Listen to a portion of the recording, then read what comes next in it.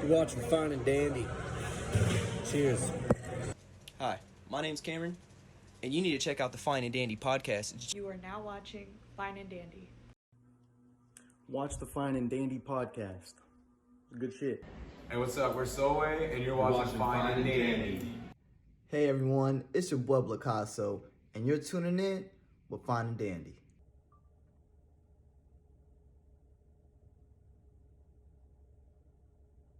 You are now watching Fine and Dandy!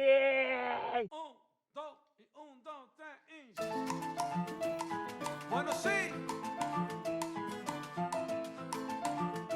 Than I can, but from my perspective, you started at just like drama class in high school, or I guess junior high, really, right? Yeah. Fucking, I don't know if you remember Project Windbreaker, baby. Oh my lord. Yeah. For those of you who don't know, it's a film that'll never make the light of day, probably until I'm on like a talk show host with one of the Jimmys. You know? Yeah. But like, I'll be like, where did you find that, Jimmy? You're so good. It was like something we made for an English project in sixth grade, and I had the really hard task of like wrangling not only myself but other like 10 sixth grade boys to like get organized for like it was a movie about a book. Yeah, I was. Yeah, you had to do like a creative project on a book, and yeah, we made like I remember that film being long, but I didn't realize until I was older how long that film was. Everyone watched that shit. Too. Bro, we watched that shit. We were in the sixth grade. Like, I'm pretty sure the film's at least 35 minutes long. Like, I remember it being like damn near a full class period. Yeah. So yeah, it's either 35 or 45 minutes long, which is like that's an episode of TV. Yeah, fifth grade acting or sixth grade acting too. Yeah, you know? yeah. So it's just crazy. Dude, part of that's not even all plot. Like at least 15% of it is bloopers.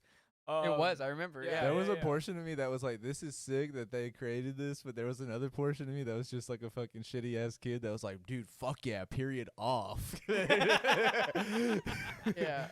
See, I don't know if everyone who liked that film was like, "Oh, I like it because this is cool," or "I like it because we don't have to do." I've thought about like the people that worked on it, like how the fuck did Kell get these stupid ass kids to do anything? It was rough. It was rough. Yeah, we fucked around a lot, but we did also still like. And the crazy thing was he like controlled all that. Like he was the director, he was the writer, he was producing it, he was filming it. I don't doubt it. He did, I think, pretty much everything. Sometimes I forget that I do stuff like that. I constantly forget the things that I do. Yeah. Like people will remind me that like I have a longer track record of which you give yourself credit. Well, not even just credit for. Sometimes I forget stuff that I do. Like I'll just be doing side quests. Essentially, I'll just be constantly doing like different like things like this. Yeah, like this or like there's one time like I did a creative internship for in college for like an immersive theater project that was happening. It's like part like live action theater. You can walk around space and like I remember for my internship it was really interesting because we had to make a bunch of like set dressing. I had to make a lot of stuff in Photoshop to like dress like one part of a room. And keep in mind it was like, imagine like one of those like warehouses out in Houston.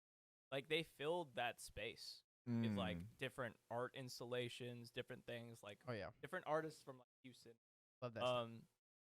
And one of it's like narrative based, and one of the things that like, I had to do was I had to recreate like documents that some of the characters would have. Like so one of the characters like had a medical field background. Like I think she was like a therapist or something. You had to create her backstory. I basically had to forge documents. That was my internship.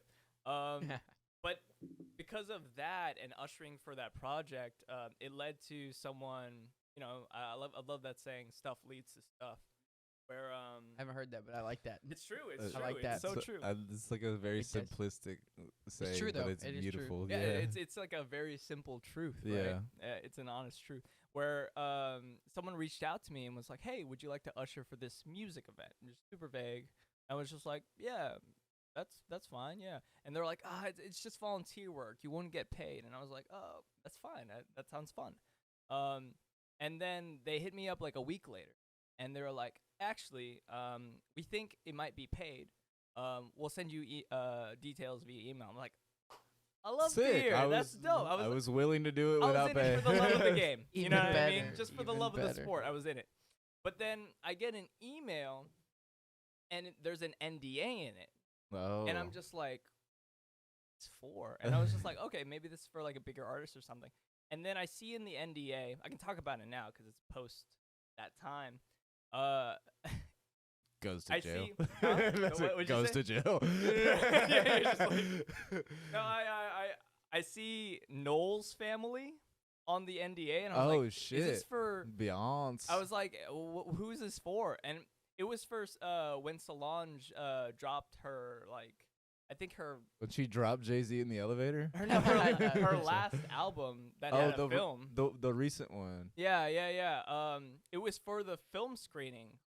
She was doing a like simulcast of I think at like 9 different venues, one of them being in LA, and then like 8 of them being in Houston.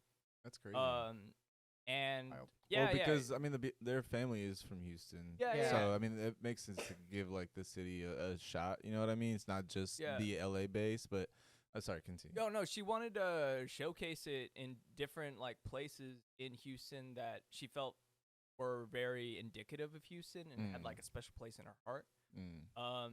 And yeah, it was such a really weird and cool experience. Apparently, she showed up to one of the locations. Sadly, not the one I was at. Yeah, right. But also the one I was at was like fairly like it's a smaller, intimate venue. Like it was a tire shop. They screened my screening was at a tire shop, and there were so little people there that when the film like the camera crew and the security came through, I was the only point of contact there. And so people were coming to me like, "Hey producer, what do you and I was like, I had an earpiece and I had to stay really calm and pretend like I knew a lot more of what was going on than what I was told." Did you know what's funny about like not to Yeah. derail yeah. not to derail the Yeah. story, but you know what's funny about that is it's like people see an earpiece and they're like, "Oh my god, this guy's official." See, the thing is, like, I knew I was gonna get one so I can contact other people, but I didn't know I was gonna be the only one there that was the point of contact. that was the point of contact. So that was kind of wild. But yes, no, like I'd be walking. So for my job, I have to wear like a fucking earpiece that connects to a walkie-talkie just to talk to the people in the back type shit. yeah. And I walk across the street to HEB to get some fucking vitamin water or some shit. People will like literally look at me different because I have an earpiece and fucking like suit jacket on. Oh, It's just like yeah. I'm Yeah, not. yeah, yeah. I'm fucking a degenerate, guys. Please. So with 86 Luck, man, did you start that, or did you like? Was it a couple of your friends? I mean, it was like How did it come together? it was like an idea that's always been present. Like I've like molded over, talked about it and talked about it, like it'd be great if I did this, great if made like I'd like to make film. And it only really solidified after I moved in Kristen, and we were talking. Our friend Harry, who photographed like a lot of photograph award. It is now. Does Yeah, the created cinematography? it. Is Yeah, that what he does the yeah. cinematography, That's but he yeah, also we got it. cinemagraphs. It's cool. We got it. We knew what it was. And then also working with my younger sister Erin on writing. We had co-written a project together, and that was like, I guess, an unofficial 86 project, because a lot of people that were working on that project ended up doing stuff with 86 later. So yeah, it kind of just formulated naturally from, we had a lot of friends that were making film, and just separately in different like parameters. And then it kind of really solidified only just like recently Caden, who's like our lead editor, and he does a lot of documentaries, come out probably in the next Nice. it's 2 documentaries. And he does a lot of mixed. Shout out to Caden. And he does Caden, a lot of shout out. producing stuff too. He wears a lot of hats. Well, tell him to bring And, one of uh, those mini hats on down hats. here, and And- Caden, bring your ass on the show, dude. Talk about your documentaries. Oh yeah. I'll tell him to come through. But At Caden, bro.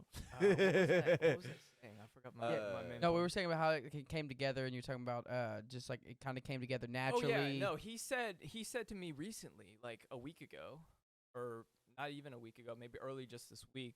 He was like, "Happy 90-day birthday for 86 Luck." Oh shit, Has it only been 3 months? It's only been 3 months. that's crazy. Officially, like Yeah. we've made other projects, not as 86, But with everybody that, like okay, you said, was but with our before- current like roster, you know what I mean? So Down to Earth was only 2 months. That's what I was thinking. It was Down to Yeah, Earth. Down to That Earth is technically our first release. Wow, Yeah, it's our first release, nice. and it happened to be a brand collaboration with a Bay Area brand. Oh, nice. Yeah, that's such a crazy project. The team is fun. doing really well, dude. I love the way that's put together. It's very unique too. Like I see the vision too, but like it's very unique in the way that the process of the story kind of drives itself too, and like the cuts to like different parts, and then how it comes back on. I was like, damn. I don't know. It conveys a lot of emotion, I think, in the way Down to that Earth does. both. I think Oh, okay, wow. Overcoat too. Like, what was interesting to me was like I think what they were doing like in the argument, and then it kind of like just went back and forth a little bit. You know, like it kind of sped it. Drove the storyline on a little bit, but I was like, I don't think I've seen that done before, but I did like that a lot too. Yeah, I've seen stuff like it, but I haven't seen anything. I mean, correct me if I'm. Obviously, I don't watch as many films nowadays. But I haven't seen anyone like argue in that way in a film, and also like I think my intentions with that are when someone has like a romantic argument with someone, they're not just arguing in a like they're arguing past things that have been unresolved as well. So I was trying to convey like this idea that this isn't just a conversation.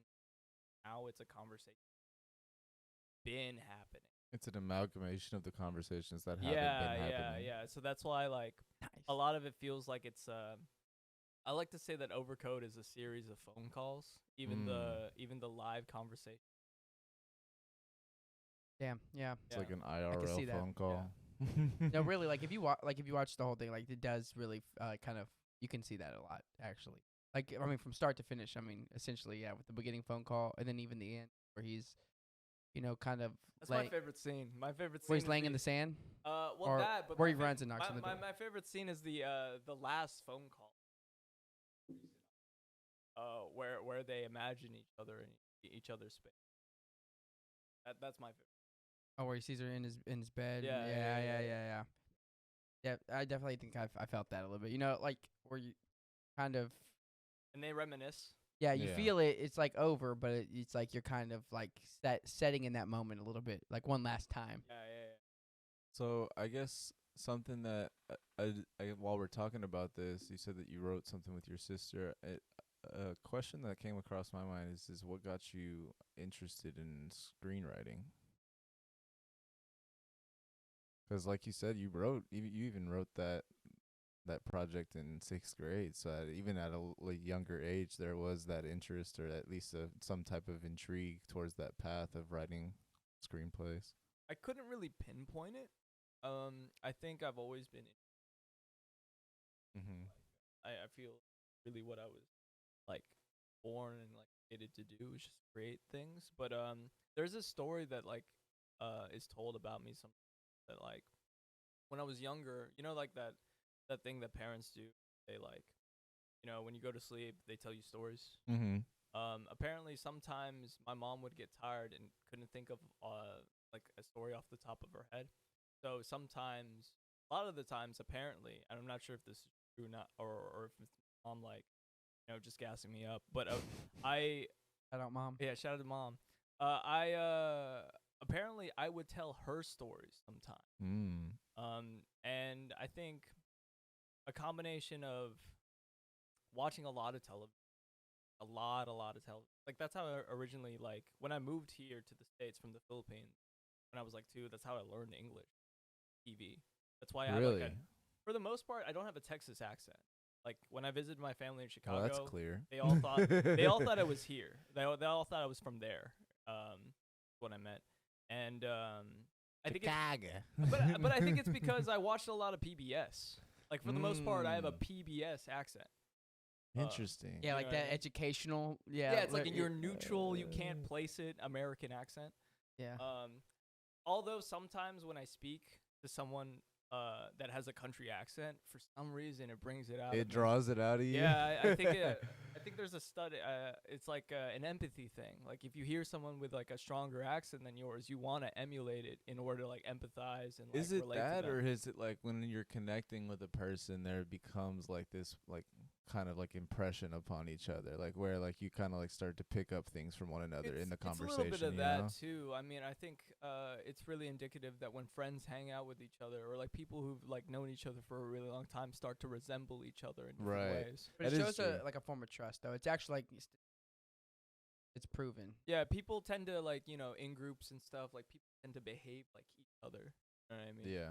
I mean, it like forms that bond between like one. Like Yeah. if you do talk in a country accent and I start to talk in a country accent, you feel more at ease. Dude, That I'm like, I'm you know not what I gonna mean? lie. It's just like that familiarity. I hate that right? my brain works like this, but the first thing I'm thinking about is that video of the one day in New York, 1 week in New York. Oh, where he's like, one 1 month in New they York. had one in Texas too. They did Fucking Texas 1 year too. in New York. Where's the fucking chopped cheese at, fucking Poppy? It's just like, what the fuck? Yeah, just over time. I know my country accent's gotten worse as I've gotten older, though, for sure. Like I have such a twang now. I'm like, fuck, I can't escape it. It has That's become not me. bad though. You know what I mean? Oh like, no, I love it. Honestly, I like kind of like that like Southern accent. That southern drawl. Yeah. So if I go somewhere and someone's like, "Damn, you're not from here," I'm like, "From Texas." I don't say. I don't do that. But yeah, no, it is funny though. But people think I have a Midwestern accent sometimes. I'm like, Midwestern. yeah. Isn't that Chicago? Like Chicago, right? Well, more. I'm thinking. No, I'm like talking about like Wyoming, like What's that accent? and like that's not. What? like Minnesota. Yeah, and stuff like that. You know. Do they have it? Yeah, it's like a weird twang too, like almost like Canadian-ish. Yeah, Minnesota especially sounds Yeah, it's kind of got that weird. I don't know. Interesting. definitely sounds up north. Yeah, in the like same way north. that- in the same way that people from the south sound like they're from the south. Yeah. Or people from the north sound like they're Yeah, people it's from like the east sound like they're from the east. And people from the west, oh, you Sound know. normal as You shit. know they're made in the Bay Area. Yeah, You know that's, what I mean? that's true though. Yeah, because I haven't met anyone that's like, oh, you sound like you're from. You know what I mean? That's You fair. mostly sound like you're from Cali. Oh, are you from Virginia? Yeah, You're from yeah. the Virginias, and I can pinpoint Although that I feel accent like anywhere. Portland is very pinpointable. What is Portland? Oregon? Yeah.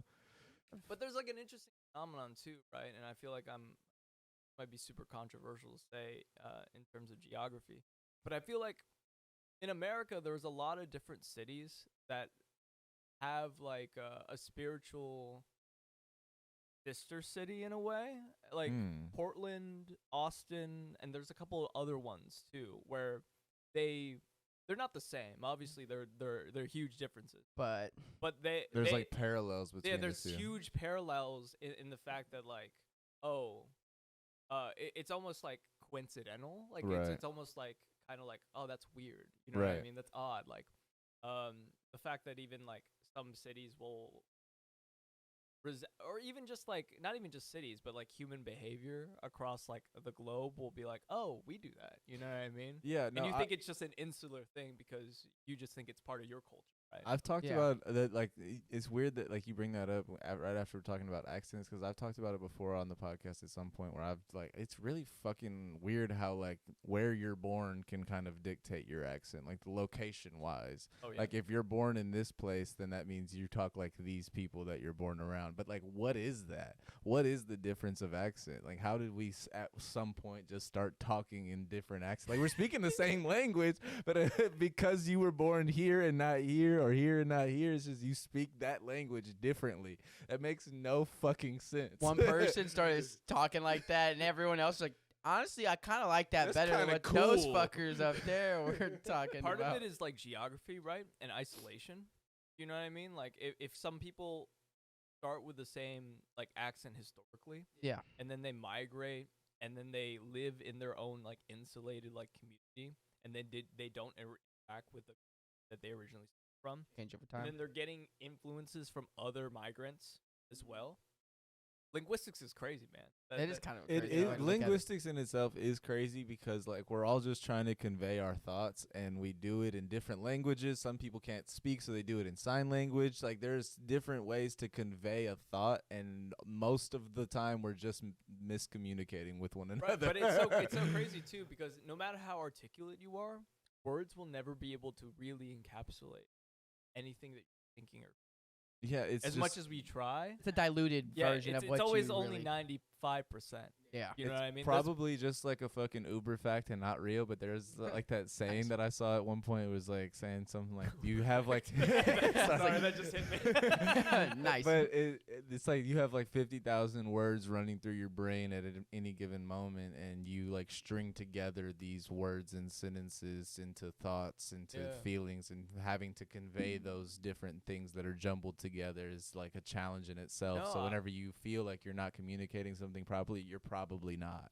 I've been thinking about this a lot recently, because I'm trying to like pick up like other languages, and like there is this phenomenon that like someone said where like, you know, when you're trying to learn a language, and say your native language, you want to get to a point.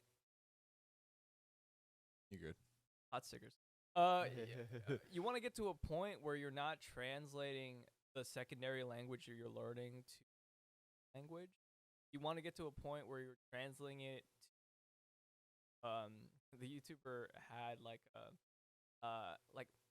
a weird name for it top of it of my head, but it's basically your thoughts aren't in English, even if you speak in English. Sometimes they are, but sometimes they're in this other thing that you think is English because that's your native natural language. Yeah. language that you But speak. sometimes your thoughts are just your thoughts in It's like a neutral like in language an almost. original, like in its Yeah. like purest form, right? Interesting way to put that, yeah. So you don't always, if you're acquiring a second language, you don't always want to be like, oh, this means this in English. You want to get to a point where you immediately just connect the object with the word in that second. Like there's this weird thing. It's called comprehensible input. Like there's this theory. I've been really trying to like min-max how to learn like languages. But Streamline learning yeah, the yeah, language yeah, right like, now, yeah. I understand I'm only a finite amount of time. Comprehensible input. Yeah, is you're an like, I gotta figure out how to do this instructional as efficiently. An Like, instructional technique in which teachers provide input that allows students to understand most but not necessarily all of the language. Right. The concept comes from an American linguist and activist, Dr. Stephen Krashen. Yeah, Krashen. Krashen's theory of comprehensible input. But basically, the idea is that it sounds really backwards, but you acquire a language once you can comprehend it.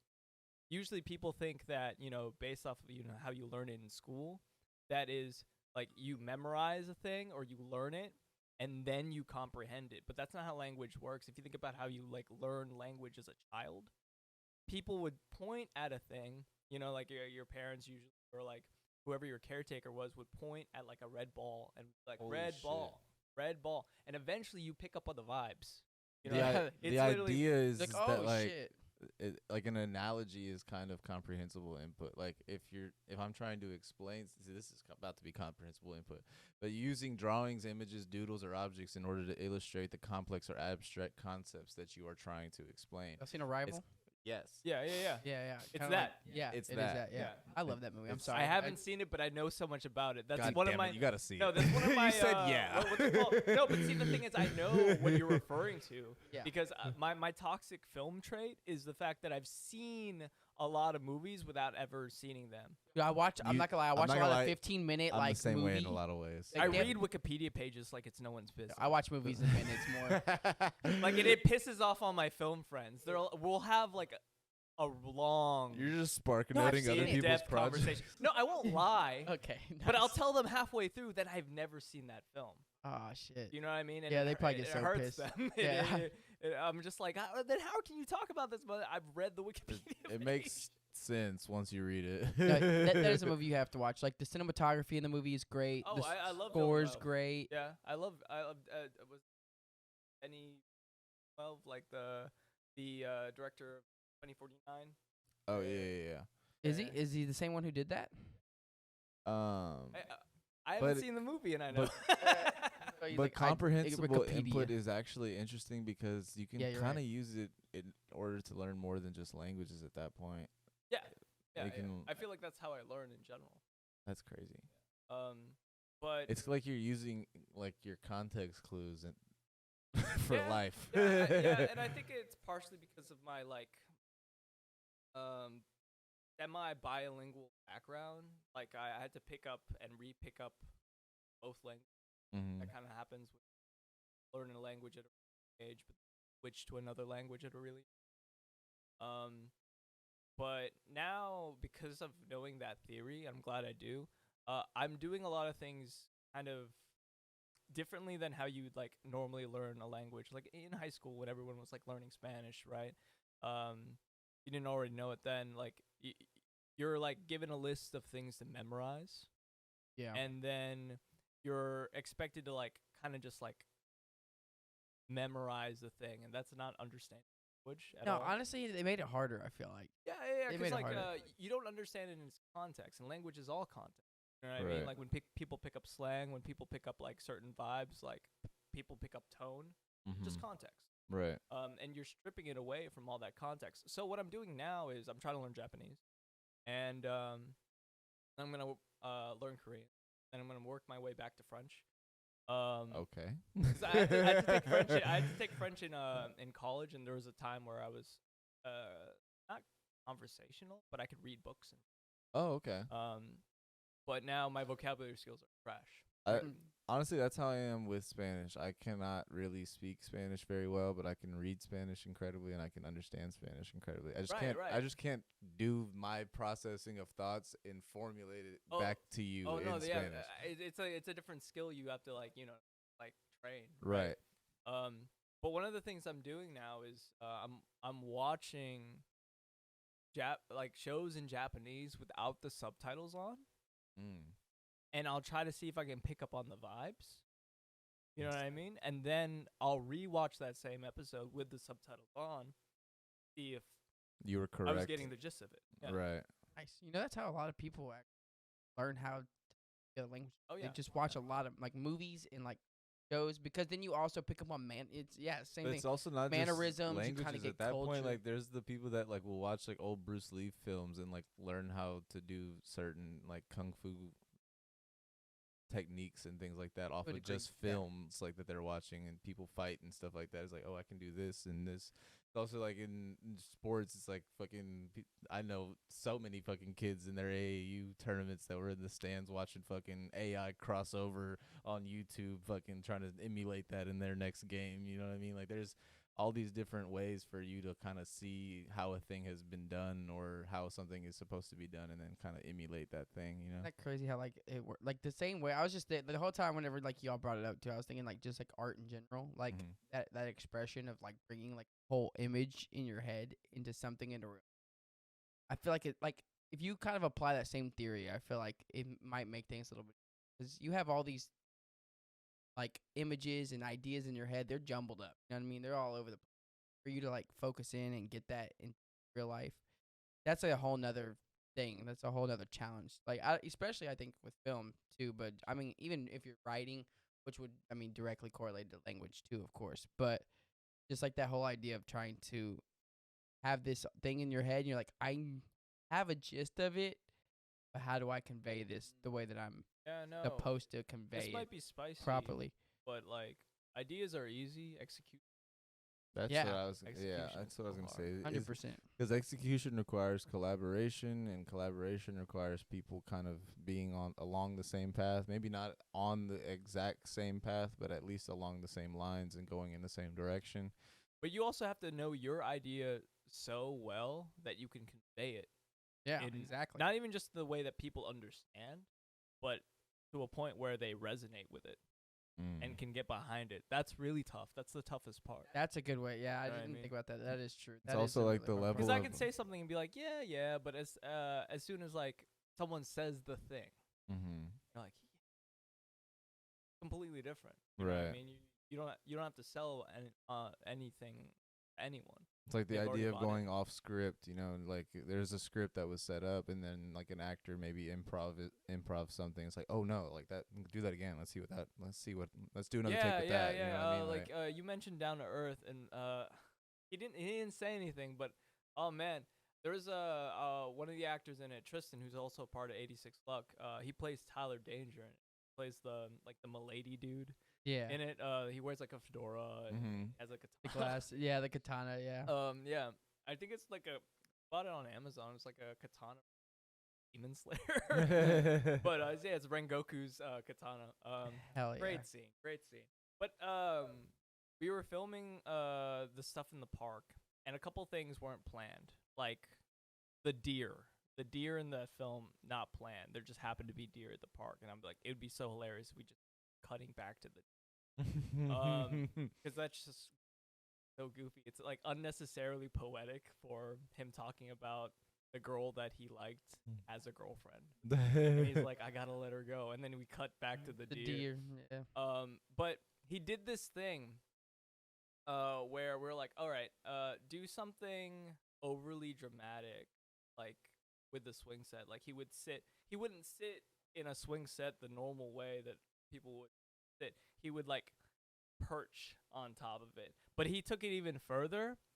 He used the swing set he used the chains to climb to the top of it and just hang upside down in it. And I was like there's literally a clip of me behind the scenes that's just like, I don't know what Tristan's doing, but run it. And like, are we getting this? And it was just like, it was great. Like I would have never. I like to be surprised. You know what I mean? In that way. Like, I like to plan things out as much as humanly possible so that you have more of a good foundation to play. But chaos has its place too. I mean, yeah, you kind of have to. There's always going to be, I'd like control chaos, but like, there's always going to be some element that you are just not prepared for, whether that's good or bad on a film set. You know what I mean? You have to roll with the punches. You have to be really flexible.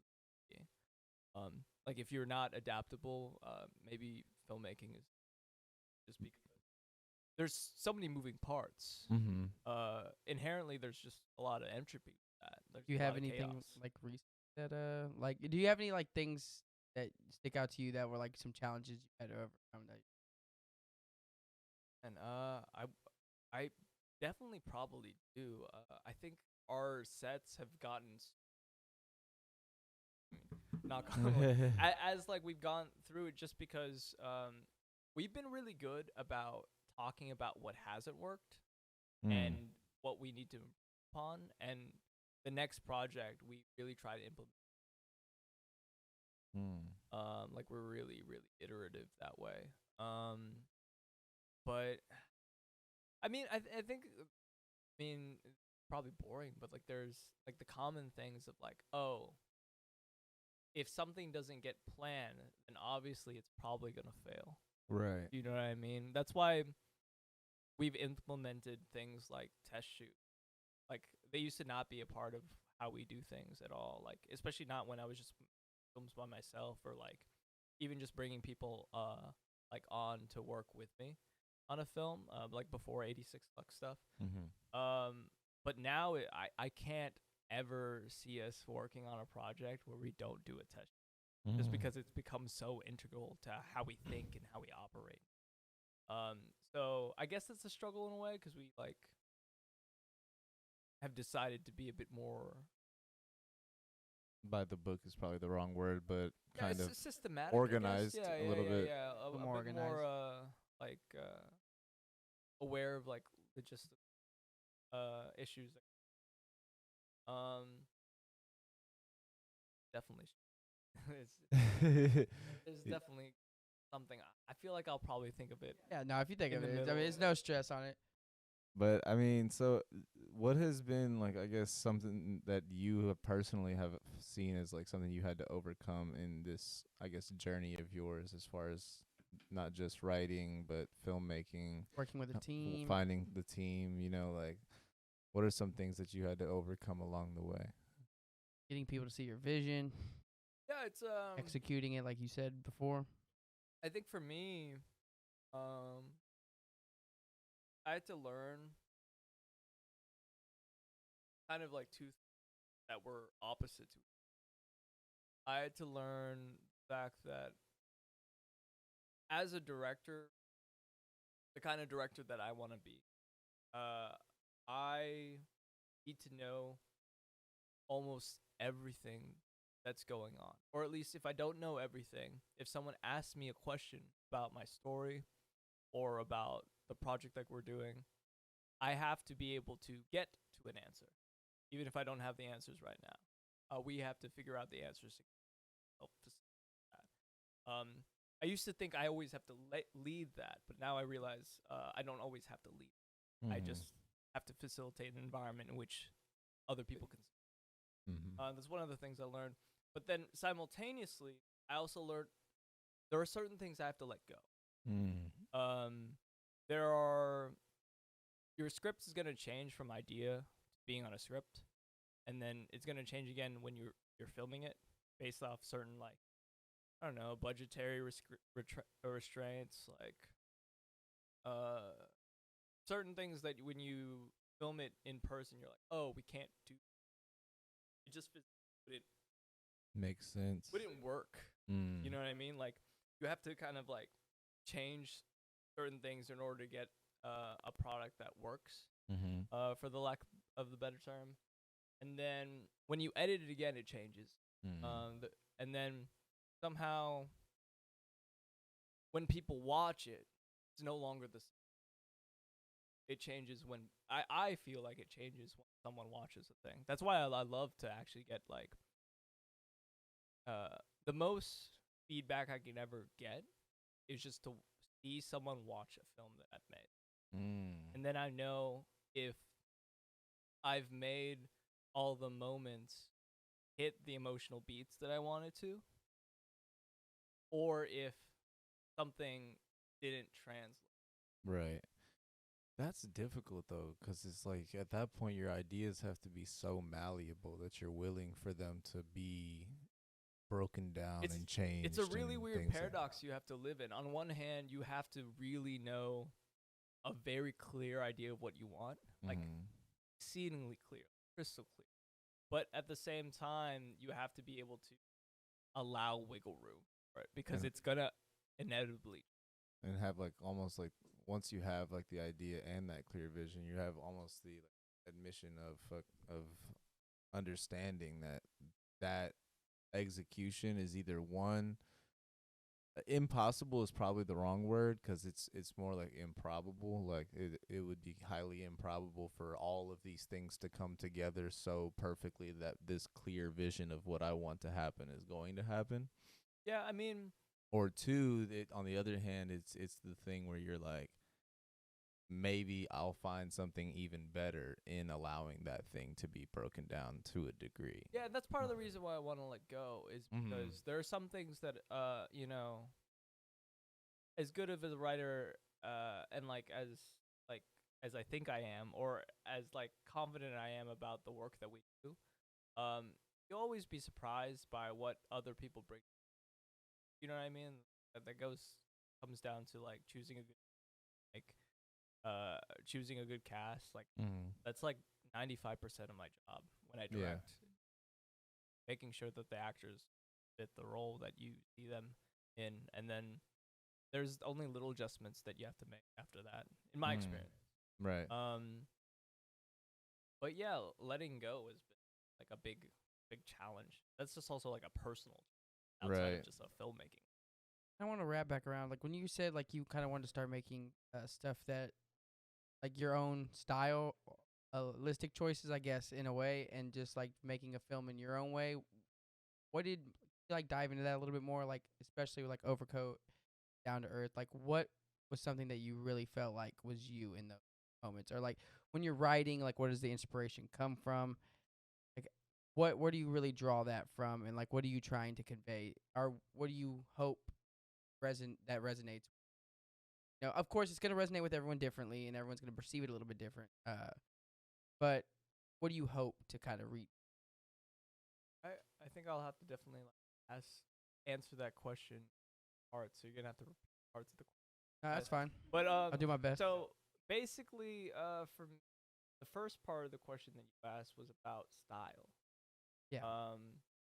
And I think one of the things that I'm really, not a struggle per se, but it is something I'm very is I'm really big on entertainment value. Like I'm really big on like bare minimum a film should entertain. And if it doesn't, it can't do anything else well. As in like if you want a film to be emotionally impactful or like even do something as big as like spark change in how people behave, or like you know, if you want to spark change in the world, first thing you have to do is entertain before you can even do that. I believe that philosophy. Just because like if it's not entertaining, people won't watch it. Yeah, if it's not captivating, Yeah, if it's not captivating, I'm gonna turn that. Then off. people don't even have the opportunity to take in, you know, whatever feeling or message you're trying to get across, right? Right. So first things first, I'm always big on like, okay, is this on some level fun? Even if it's sad, is it fun? And then another thing, I'm always trying to balance out like style versus substance. I'm always trying to balance out like, I think I have a very design oriented brain, even though I've only reached graphic design. You do graphic design? Yeah. But basically like Might get at you.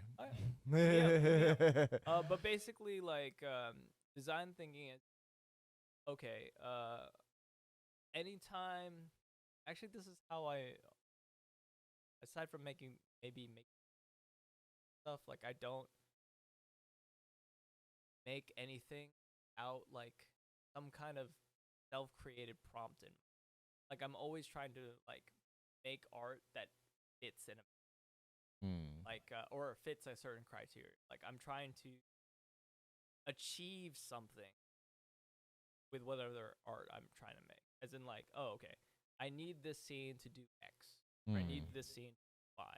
Like I've never I've made stuff based off of my feelings, and like something usually compels me to write something. That's kind of part of my question too. Like where do you draw that from usually, or normally? Is it just anything like you see something and it pulls you in a certain direction? Part of it's like different things that like I'm curious about, or like things that mostly like people will take for granted for. But a lot of the time, a lot of my work is like weirdly semi-autobiographical in a way, or at least it starts there. Like the initial feeling is like something I've felt or I've seen my friends feel. And then I'm like, okay, well, I'm sure other people could probably relate to some extent. And then I try to bundle that into some kind of genre film. You know what I mean? Something I try to make stuff that's like kind of unexpected, even in the genre that like where you expect certain things from it. But then I try to erase any facts that would be biographical. So you kind of like write the story and then like wash the truth, like or not the truth, but like the reality. Yeah, out I of it. keep the truth, but I wash away all the facts. Right. You know what I mean? I don't think truth is necessarily tied to fact and vice Right. versa. You're like it's like the pure moment. You're capturing that pure moment still. Yeah, but I'm still trying to capture the essence of whatever happened. You know what I mean? Yeah, But I'm exactly. just trying to translate it into like, oh, okay, now it's a crime thriller, or like, oh, okay, now it's a romance with vampires. Like, you know what I mean? Like it's yeah, it doesn't have to. It doesn't need the facts because I mean you're not writing an autobiography. You know. And I really believe that like just because of some of the films that I've watched, especially like fantasy films, somehow when other people turn something like thematically that's really true about humans in general, when they make it a fantasy or like a horror, somehow it feels more real.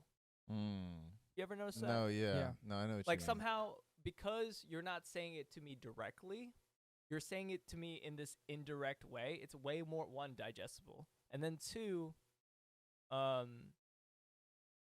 somehow it resonates in a way that you couldn't just get if someone were to just say it plainly, or if someone were to just make a document about it. It's almost like the idea of like planting the seed and then making you think that this was your idea.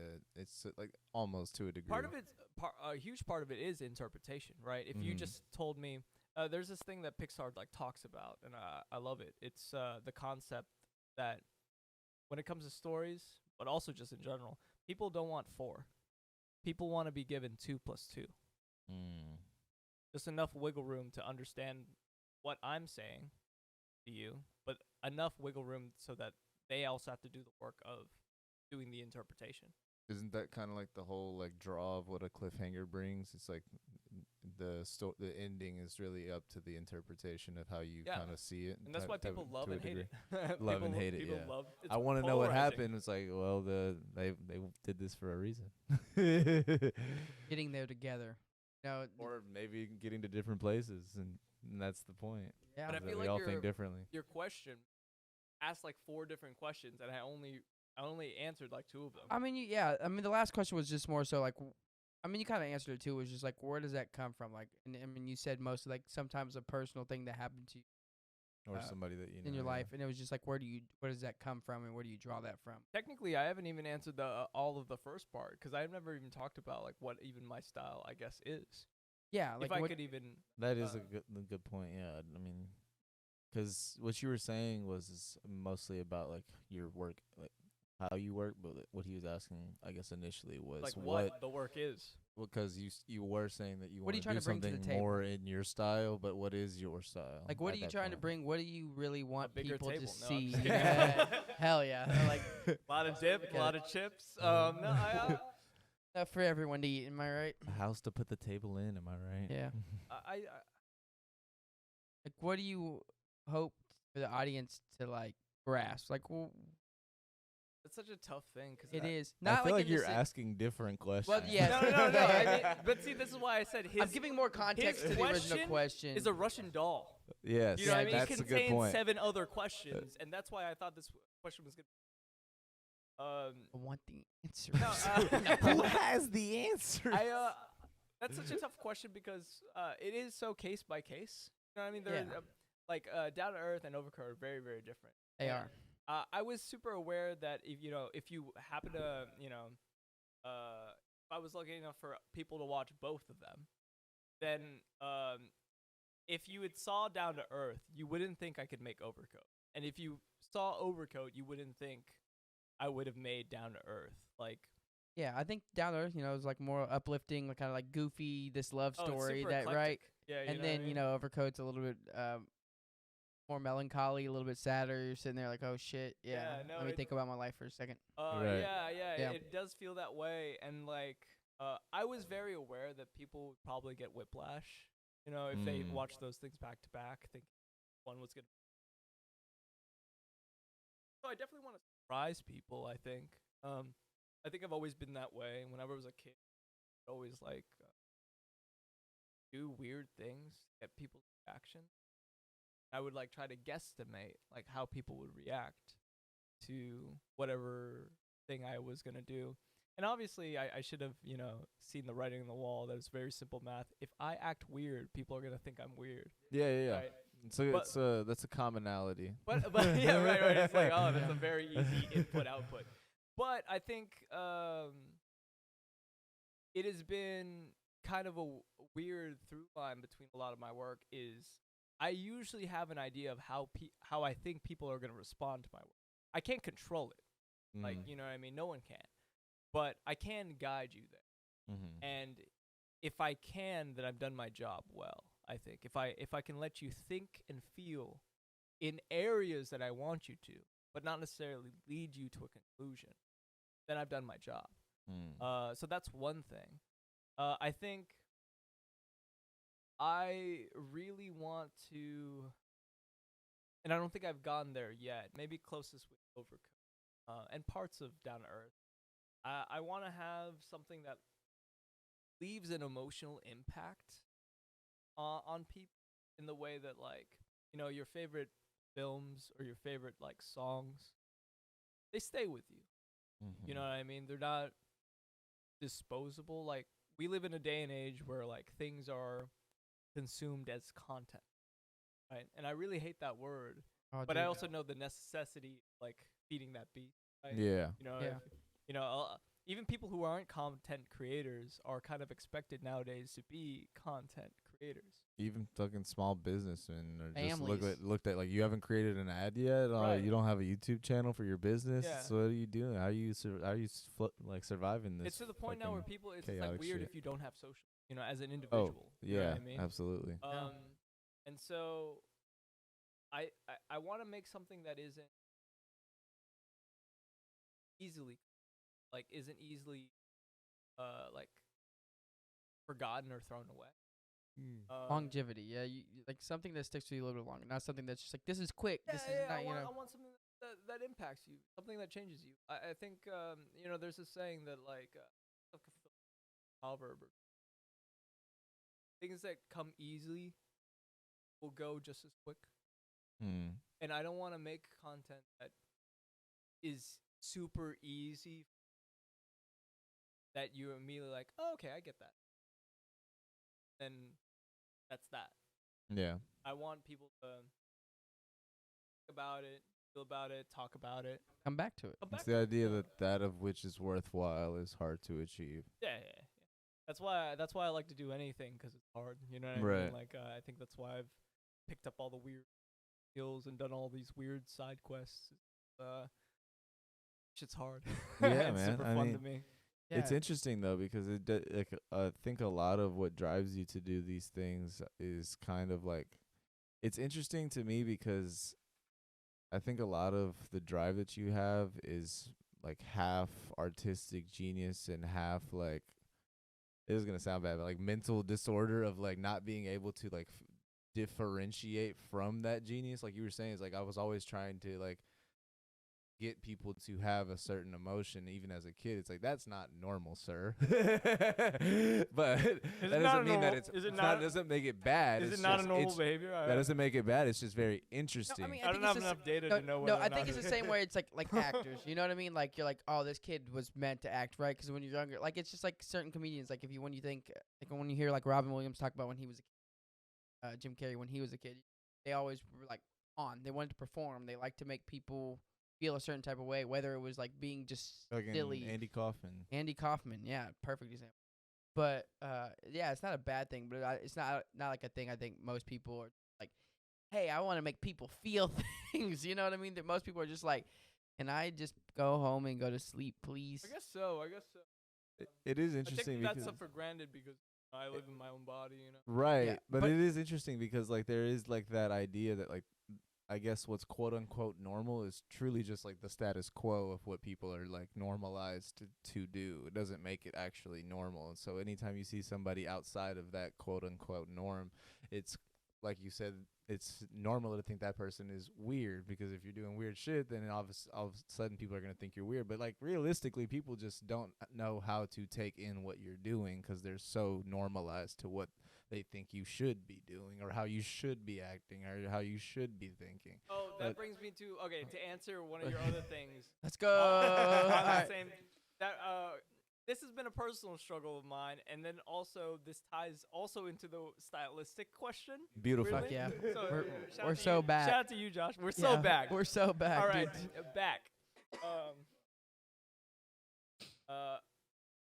One of the things that like has constantly shown up, not to a point where it's like super painful, but there's been times where I've had an idea for something, and then no one will get it because it's so hard to imagine, or it's like it draws from so many different eclectic and like super niche things that I like, that I'm deeply familiar with, but I have to understand that other people, haven't lived the lived experiences that I have, or consumed all the different art that I've consumed, right? Like whether it's like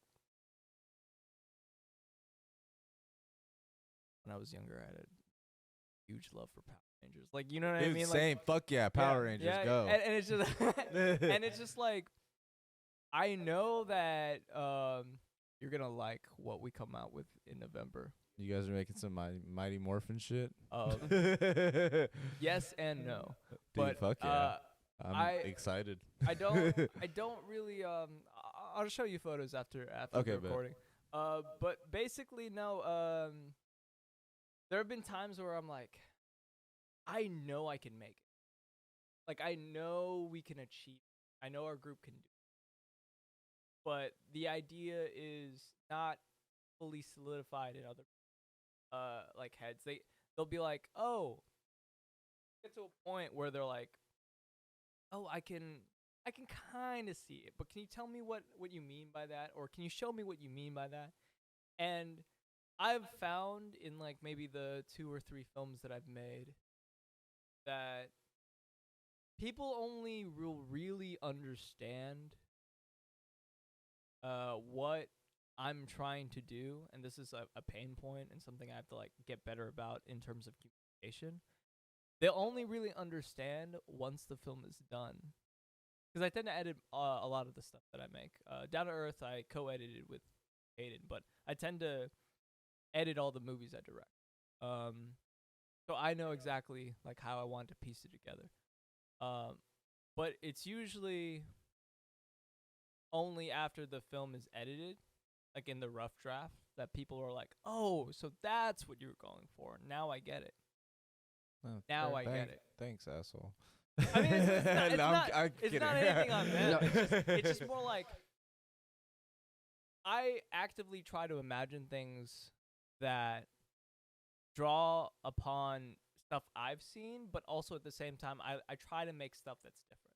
Right. You know what I mean? I try to make stuff that's like No, that's no one's seen before. You definitely have some unique choices. It's like you take inspiration, but you still execute your own stuff. How would you say? I would say like just the cuts in general, and just like the like the video game esque style to it, as like there's some video game esque like stylistic choices in there that I really like, and then just like how like the visual. How visual? I'm really bad at like explaining movies. I'm You're not like doing a film really critic. good. But like the way like it is visually when I'm like watching it, and like also how the colors pop.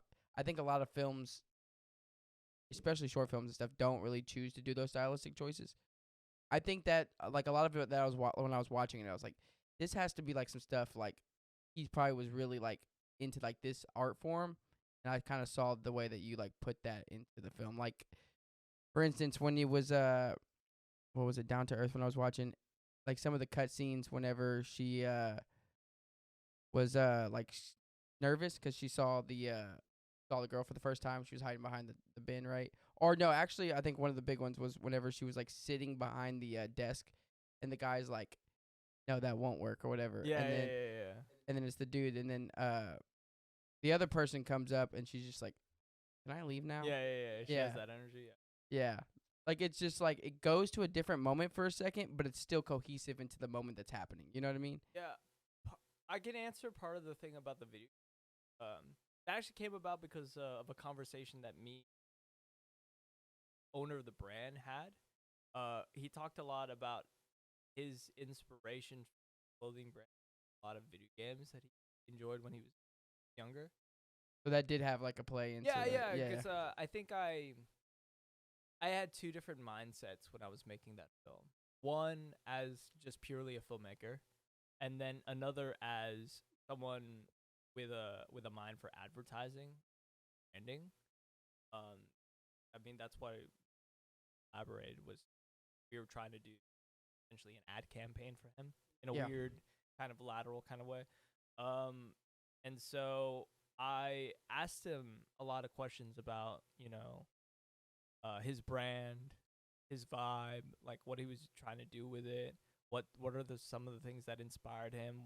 What makes his brand different from other clothing brands? I asked him various different questions, tried to get to know him and the brand as best as possible.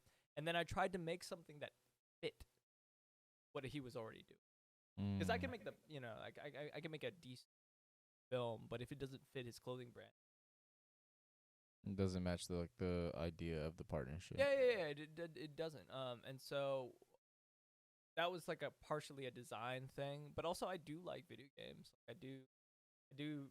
I think when the past like got really into gaming, but like, part of that came about from that. Part of it came about from the like inspirations I drew from. Like one of the big inspirations for that film was like Fuck yeah, dude. SpongeBob is the goat. and the like the comedy, like the really quick. Heard it here first, The folks. really, you heard it here first. The really like quick comedy that happens in SpongeBob, where you're just like, oh okay. And like the just like the certain like gags they will say. So partially inspired by that, like a good 5 to 15% of the film inspired by Scott Pilgrim. Fuck Dude, yeah. I was gonna actually say like that stylistic, like the way that, not just the movie but the animation too, like it kind of that was a whole nother beast. The fact that we decided to it was insane. The fact that we the decided animation to in do there. it. Yeah. Because I had mentioned the idea and I've been threatening to use animation and a couple different projects, and everyone's like, "Whoa, hold on, that's tough." And better for worse, 86 Luck is super ambitious. But yeah, that was super tough. But you were saying? Do you guys have it in-house animator? Yes and no. Like we had 3 animators for that film. We had the lead animator. Shout out to Alan, one of the 3 Allens working on the film. We had 3 Allens working on the film. Shout out to the 3 A's. Yeah, there's Animation Alan, which we wrote on Discord as A Alan, as in AA Lan Alan, because he was Animation Alan, just to differentiate him. There was It's like Grip fucking drunk. Alan, which is like if you're not familiar with like film sets and stuff, grips are like the people that like, essentially like adjust like lighting, like they add a lot of modifiers to the lights. They're really super integral to making sure a film looks a certain way. They work with the cinematographer on that. And then there's actor Alan, the guy who played Donut Guy. That's the one. Yeah. The one that's her partner. The 3 Allens, that signs up dude. with her. Yeah. Yeah, I was gonna say, like, I think I'm sorry to everyone because I'm really bad at explaining. Apparently, it goes back to that linguist. You said apparently. Whole word thing. Like you were doing a good job. Yeah, apparently I'm bad, right? But yeah, it does kind of feel like I'm watching an anime or a cartoon almost, like some like the cuts. That's kind of where I guess I was going with that. Like it was very interesting to see I that. wanted Yeah, something because that's how it felt. That's a lot of people have said like it feels like we were watching a live action anime. Yeah. And that makes perfect sense to me. I'm really inspired, probably more so by animation than anything. Like there's a lot of live action films that I love and are really influential on my style. Yeah. What? Name a few. The Mood for Love. A lot of stuff in the East actually. A lot of films like Japan, China, Korea. I thought you were talking about like New York. A little bit further My east. bad. More east. Yeah, at least like I thought you Maine. said we. Yeah. No, but great SpongeBob episode though. Yeah. East. Probably not as good as he was number one. Dude, that's a classic. Or Hyman Jansen, yeah. Or when they thought they killed the food inspector. Dude, that episode's fucking hilarious. Golden. Dude, honestly, Golden. you could name almost it. Slasher. Dude. Ashling and Slasher. The one where he was like in- vampire dude, the fucking flipping the lights up. No, and where he's down. like, "This is yours." He's like, "You're Patrick." Yeah. So this is yours. No. Oh, and then Ray had his like His Yeah. Or wallet. he's like, wallet. "Is this Patrick?" No. He's like, "Hey, is this the Krusty Krab?" No, this is Patrick. There's too many like. Just, Squidward with There's the so many fucking quotables. And, Squidward with the Krabby Patties, bro. Fucking got fat as shit. and also like memes, I think were accidentally a big influence on the film. I didn't know until our cinematographer. God, I can't even say that word. Cinnamon toast crunchifer. Yeah. There we go. Like Close my, enough. Harry, the cinematographer, who cinemagraphs, he told me, Rock on. yeah, you gotta just say, Just Cinematograph. say it, let it be in the Cinematograph, back. trademark it, We're going with it. write it, print it. Yeah, Trademark. right here, right here. But no, he told me halfway through making it, he was like, "You have so many memes in this. Why do you have so many memes?" I'm like, "No, I don't." And then I counted. There's at least 5 meme references. Like when they're at the computer,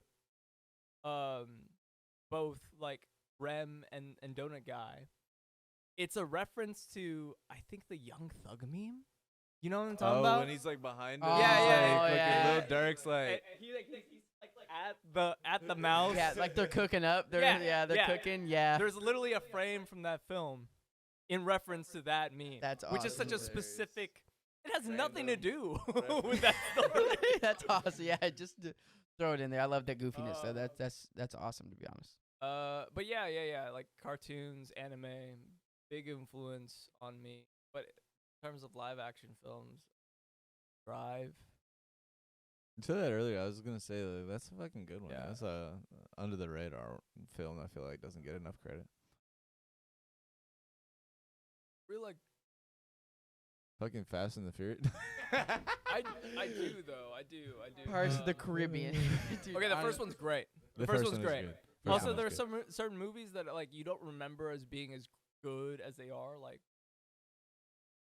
this one's kind of controversial, but like super problematic. But like Nacho Libre is a Dude. pretty film. Fuck yes. It's a pretty film. Like if you go back and look, like they didn't. Oh no, some of those shots No, are nice. they didn't have to go that hard on the and the cinematography. Cinematography. Dude, the score was incredible too. Fucking all the fucking Mexican songs fucking was incredible. I'm talking about like They went over the top they for went everything, and so I think that's what's great stupidly about it. Incredible For a that comedy movie, they went over the top on every single aspect that they could East possibly. cool. Bro, fucking Jack Black killed that. You gotta role. think, even just the shot where he's jumping from the top ring into the flying eagle, like they didn't have to go that hard with that shot. It's Bro, a whatever pretty film. Like people Bro, forget whatever it's a he pretty fucking- film. Like He cracks the fucking eggs and eats the fucking like shit in if them, it was falls off. made now, people would think it's an A24 film. Maybe. I don't know. In terms of like Production. cinematography. You know what Yes. I mean? Like But obviously, there- I don't think that the funniest thing A24 has made has probably been like Everything Everywhere All at Once. That yeah, I that can was see that. kind of like comedy. There was some comedic Yeah, like yeah, relief yeah. in there. Yeah. Yeah, especially the stuff with the rocks. That shit was good. Oh, where they were talking. Yeah, just they cut. Yeah. They didn't need to do that. That, Yeah, you're right. that yeah, was yeah. good. And that cinema, like, oh man, that was my favorite scene. Yeah, rocks. the Mostly be- multiverse in there. The Mostly rocks. because I was surprised that they would even make that move. I think I like movies that make moves that I would never. Even think about making. Well, not even just that, but just like, if you imagine like films and moves as a chessboard. If you're surprised by something and it like takes you aback, I like films like that. You know what I mean? Parasite did that for me. All once. Oh, another thing that's been really love Kate. I'm a sucker for romance.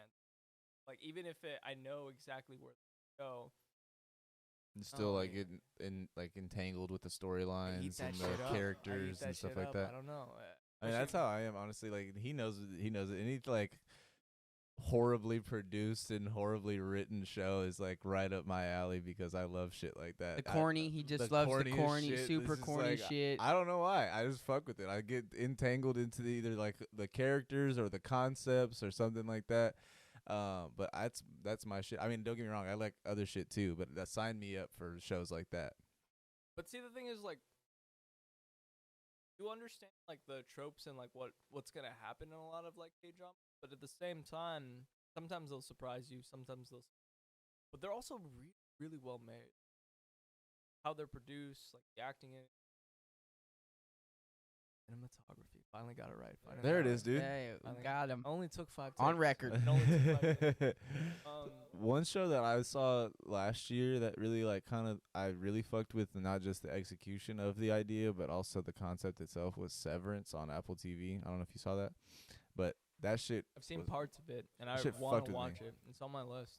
shit fucked with me because I was like, damn, this is like a reality that could Isn't that be crazy? It's Ben Stiller. not that far. Yeah, no, it's not Ben Stiller. It's Ben- Adam. No, West. Ben Stiller directed. Oh, directed it. Yeah, Yes, yeah, yeah. sorry. I was like, no, Ever it's since Adam he West. made Wall Remedy, he's just been going hard. Dude, he's been You going. know what I mean? That was a great stupid. movie, too, That though. was a I great love one. That's one of my watching Wall Remedy. favorites. That's a great movie. That's underrated. Underrated one of- film. No That's one one of watched it. them- That's I You know what I love. mean? I watched not it. enough people watched it. I would agree. I would agree. You That know what I mean? wasn't like If I- a if I was renowned like, movie. hey, yo, remember Walter Mitty? You're right. He's right. He's right. He's not He wrong. was like, what are you? Wait, which one? Ben Stiller? Nah, I didn't see He's it. like, Night in the Museum? No, Walter Mitty.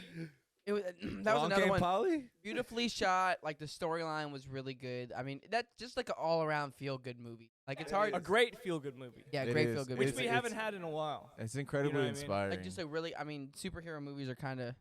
I think. Taking over, yeah. Yeah, taking Well, over. not even just that, like a good feel-good movie. Mm-hmm. You know what I mean? One that's like not like, Tugs at the heartstrings, but in the right way. or not even just like, a lot of films now are pessimistic or nihilistic. You know what Yeah. I mean? Yeah.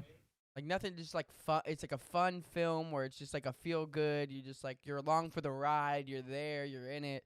You're just like, oh man. But And also, at like, the I end, think- you walk away like you. Wow, I think the important concept about that film is that it drew you in with like the mundane, the love story almost like, and it kind of drove the story like the farthest away from that and became like almost about how to love yourself. Self-discovery Yeah, instead, and that was- it's almost like drawing you into like, oh, how is this romance gonna end up, or is he gonna take the leap? Is he gonna ask her out? It's like, no, he's gonna go fucking on a self-discovery journey and leave the country for the first time in his life at 40 I something. was just gonna say that, like, what you're talking about is like something I want to do. A lot of my future, which like you said that it draws you in with one aspect, and It's like misdirection. yeah, but almost. it's really about one thing.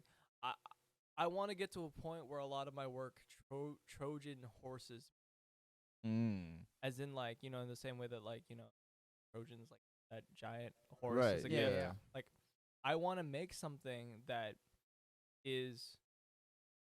I mean, I kind of did it with Down to Earth to a little bit extent because it's such a goofy film, but there are moments in it that are like sad yeah. and kind of thoughtful. I think, especially that opening montage with that's my sister's like The baby babies? photos. Okay, I was like, whose photos did you get? Yeah. We like just scanned them. We just found all the albums and just scanned like baby photos of my sister, who plays like the lead in it. Oh, that's your That's little my sister. sister, yeah, Yeah, that's my nice. I want to be able to like get to a point where like, oh, you think you're watching it, you think you're just like, you know, shutting off your brain to watch like some genre film, but then as you get into it, it's really about something more. And I think that's what I want to bring to the table, at least partially. I feel that because it's almost like the more that you connect with the movie, the more you start to realize how much the movie's connecting with you to a degree, or film, I guess, because movies, I guess, I feel like an outdated word. People are kind of dying for connection in different Yeah. forms, and then also like I've learned so much from fiction. Yeah. Like so many things that aren't real have taught me so much about real things in life. Mm-hmm. And movies, some of the best movies are models for how you should live. I mean, they're different philosophies. They don't all agree, but like I feel like they just make so many interesting arguments about what life is and what life should be. Yeah, I mean, if you think about like fucking Fight Club in that way, like there's so many tropes and fucking storylines and Great pieces film. of that Good film book. that there's yes, but there's so many portions of that film that kind of draw you into the like, yo, if I was schizophrenic, would I be just like this motherfucker? If I didn't have an idea of like a person that which also Severance kind of goes into a little bit. It's like if you didn't have full recollection of the person that you are on a 24-hour basis, like how could you be accountable for the things that you are doing that you don't know you're doing? Like, that's a weird ass fucking truth that people probably do deal with. Or even just wanting to be a part of something so bad that you kind of lose sense of who you are. Like whenever, I mean, spoilers, but if you haven't seen Fight Club, dude, come on. This is not Like, our fault. You know, where the dude Robert Paulson dies, and they're like, his name was Robert Paul, and they just do that for everyone who dies. Like, just stripped of, like, you want to be a part of something so bad, you strip yourself of who you And they are. only get their names after they've died. Yeah. Right. So, I don't know. I think that was kind of like a crazy factor. But I was also going to say with Walter Mitty, I don't know if y'all ever read the book The Alchemist, but I think what was cool about Walter Is that Mitty the was... one with the cats? No. It's, he's I think I've asked you this exact same question because someone brought up the book The Alchemist, and I was like, Yeah. is that the one with the cats? Because I think I remember reading The Alchemist cat. That's very... Holy shit, that's so specific. Yeah, Google it. Google it. Yeah, All the you have covers to. are different cats. The Alchemist Cat is a dark fantasy novel for that one. children. It's that one. I remember its face. It was orange. And there was one that's green. Dude, There's one hold that's up. green. I'll pull it up, boys. And this was here's another one of my toxic traits, and they're super related. Book 1. Oh, so this is a series. Yeah, when I was younger, okay. I was notorious for skimming books. Well, I mean, that checks out with the Wikipedia stuff. So. yeah. There's a huge through line between all my behaviors. They're all starting to make. It's like therapy. It's all starting to make sense now. It is. No, but I ran into that one. Yeah. No, but it was yeah, I think it was partially spurred on by y'all remember AR points? Yeah, bro. bro. No, for sure. You just like reading the book really fast and then you take the I mean, test. like, it was. You can't offer kids prizes for fucking reading books, bro. Like, what the fuck? At They're gonna speed. find a ways to You know what I scam mean? that Like, system. You get like, this many points before. It's essentially what I was doing was the equivalent of like people watching video essays or like videos in 2x speed. You know what Man, I mean? I remember they held a contest for that shit, and this whole Abraham was leading that contest by like thousands of points. Yeah, I want to know what librarian he was paying. I was like, bro, like No, he I was don't- reading them. I No, don't he was know. reading. He was reading. Yeah, I was he like, I was don't a know. reader. I don't was know a what kind of reader. time you have on your hands, my friend, but this level of points is ridiculous. I was like, bro, this is like the equivalent of seeing somebody have like 475 days on Call of Duty or And some he's shit. a writer now. He is. Nah, I'm Oh, kidding. I I was don't like, know. oh, shit. I don't know. I don't Like, good know. for him. I always hope he does well. You would but, assume, I mean, hopefully, with reading that much, you know. No, I don't know. reading all I that for think that's what? something I'm trying to like do more of now is trying to get back into. It's really tough. I think the only thing is non-fiction books and like manga. Like I feel like that's something that's that what I people read, can relate with. pretty much, Is yeah. that like the Like what idea too? of? I think that's something that people can relate with is the idea of like wanting to read more, but not knowing like where to start. yeah, type shit. especially if you were a reader in a past life. You know what I Right. mean? It's like, where Yeah. do I pick back up? Almost Yeah. I like used to where- read all the youth novels, bro. Pendragon, fucking Percy Jackson, dude. Those I were read. good. I read all the Aragon, bullshit. like- Aragon. Aragon was good. Fucking Harry Potter. Read the- all those motherfuckers. the Lemony Snicket, series love. of I was gonna say the series of Yeah. unfortunate Lemony events were Snicket. good. Started with the Junie B. Jones, bro. Yeah. Go date back all the way. Goosebumps. Goosebumps. Yeah, I mean, Dude, I read all. Goosebumps were Treehouse, good, you know what I'm man. saying? Dude, the Magic Treehouse was fucking. That was the shit, dude. I used to love Magic Treehouse. Animorphs, bro. Animorphs is so weird. Dude. The That is such a Animorphs. 90s thing. You know what I mean? I'm not gonna lie, that there was Magic that. Treehouse was such a What was banger, it though. I called? don't give a The fucking was it the book fair? The fucking day. Oh, where yeah, we would have like Scholastic, Yeah, bro. the Scholastic Book Fair. Bro, Oh that shit my used to go hard. There used to have like all kinds of like Bullshit. super nice shit. There was like Guinness- basketball cards. that was in like there. Lollapalooza for reading. You know what I mean? Like Before kids could like go to concerts, we had the book fair. That was it. Oh yeah, you were socializing. You're like, I'm gonna get the Guinness Book of World Records, the newest one. Yeah, Ripley's Believe It or Not. Just the fattest book you could see. Like you're like, I'm getting this one. Like all the cool books you're getting, the one that has no knowledge, nothing, no story.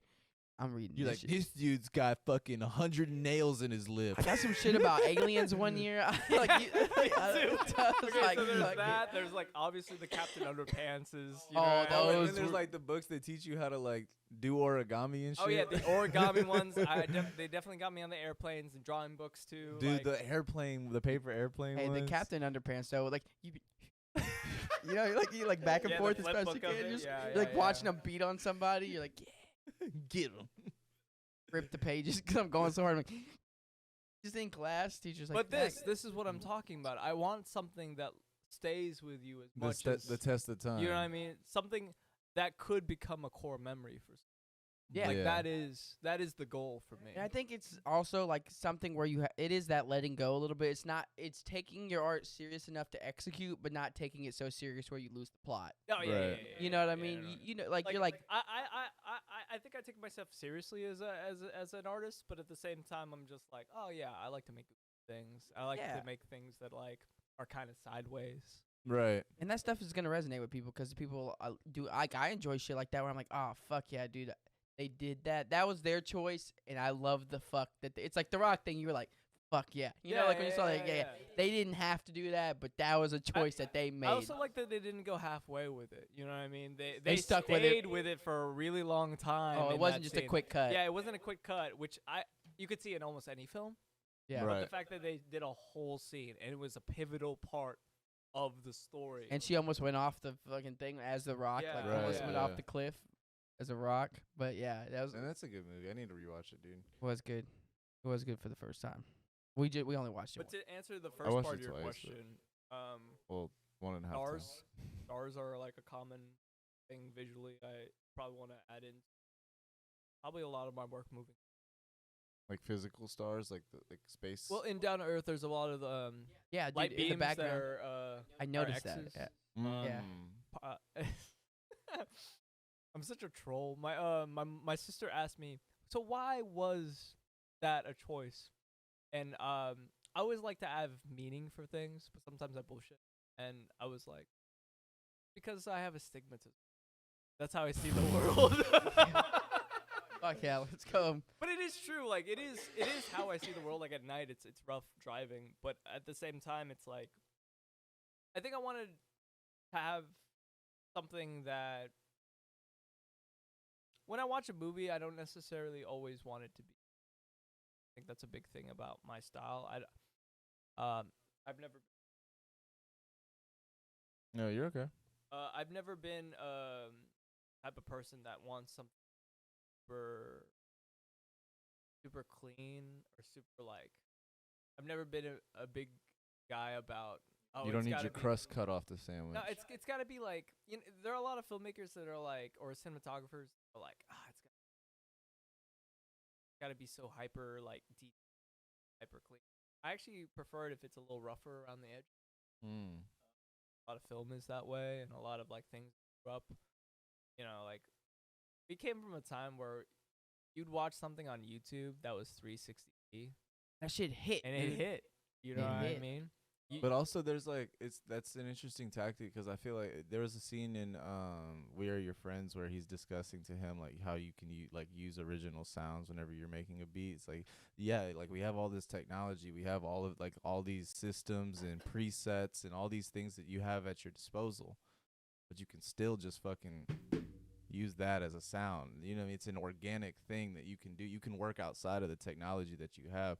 Kind of like what you're saying is like, yeah, we have 8K available. Like we can do that, but also it's a stylistic choice to go outside of that thing that's available and do something else. That's interesting. And I think I constantly try to go like I like to know what trends are being done, and I like to know how other people are doing.